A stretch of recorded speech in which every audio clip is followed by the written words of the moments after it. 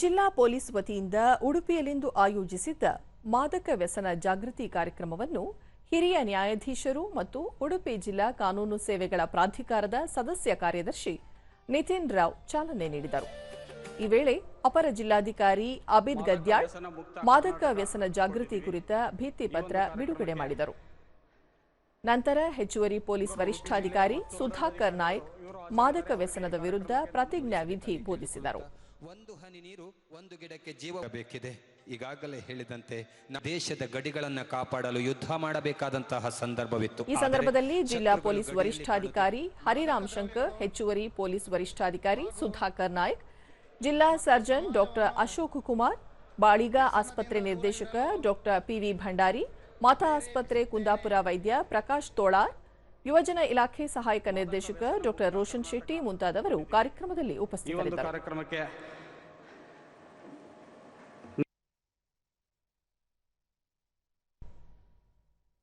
ಬಳಿಕ ನ್ಯಾಯಾಧೀಶರಾದ ನಿತಿನ್ ರಾವ್, ದುಶ್ಚಟಗಳು ವ್ಯಕ್ತಿಯ ಬದುಕು, ಕುಟುಂಬ ಮಾತ್ರವಲ್ಲದೆ ಸಮಾಜದ ಮೇಲೆ, ಮಾನಸಿಕ ಆರೋಗ್ಯದ ಮೇಲೆ ನೇರ ಪರಿಣಾಮ ಬೀರುವುದರ ಜೊತೆಗೆ ಸಾಮಾಜಿಕ ಬದುಕಿಗೆ ಮಾರಕವಾಗುತ್ತವೆ.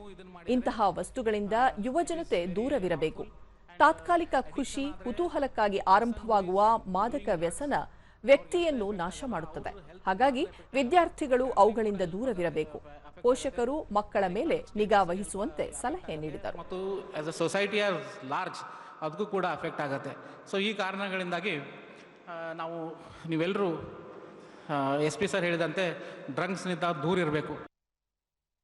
ಅಬೀದ್ ಗದ್ಯಾಳ್, ಉಡುಪಿ ಜಿಲ್ಲೆ ಮಾದಕ ವ್ಯಸನದಲ್ಲಿ ತೀವ್ರ ನಿಗಾ ಪಟ್ಟಿಯಲ್ಲಿದ್ದು ವಿದ್ಯಾರ್ಥಿಗಳು ದುಶ್ಚಟಗಳಿಂದ ದೂರವಿದ್ದು ಉತ್ತಮ ಹವ್ಯಾಸ ಬೆಳೆಸಿಕೊಳ್ಳುವಂತೆ ಸಲಹೆ ನೀಡಿದರು.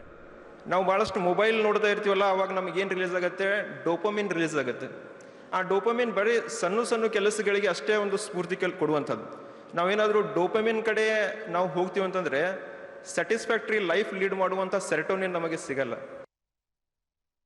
ಹರಿರಾಮ್ ಶಂಕರ್, ಮಾದಕ ವಸ್ತು ಸೇವನೆ ಸ್ಥಳಗಳು ಕಂಡುಬಂದಲ್ಲಿ ದೂರು ನೀಡಲು QR ಕೋಡ್ ರಚಿಸಿದ್ದು ಅದರಡಿ ಇದುವರೆಗೂ ಸುಮಾರು 40ಕ್ಕೂ ಹೆಚ್ಚು ದೂರು ದಾಖಲಿಸಲಾಗಿದೆ ಎಂದು ಮಾಹಿತಿ ನೀಡಿದರು. ಮಾಡಿ ನೀವು ಬೇರೆ ಏನು ಬೇಕಾದರೆ ಟ್ರೈ ಮಾಡಿ, ಬಟ್ ಡ್ರಗ್ಸ್ ಇದೊಂದು ಮಾತ್ರ ತಮಾಷೆಗಾಗಲಿ, ಫ್ರೆಂಡ್ಸ್ ಯೂಸ್ ಮಾಡಿದ್ದಕ್ಕಾಗಲಿ, ಇನ್ನೊಬ್ಬರು ಮತ್ತೊಬ್ಬರು ಯೂಸ್ ಮಾಡಿದ್ದಕ್ಕಾಗಲಿ ನೀವು ಯೂಸ್ ಮಾಡೋಕ್ಕೆ ಹೋಗಬೇಡಿ.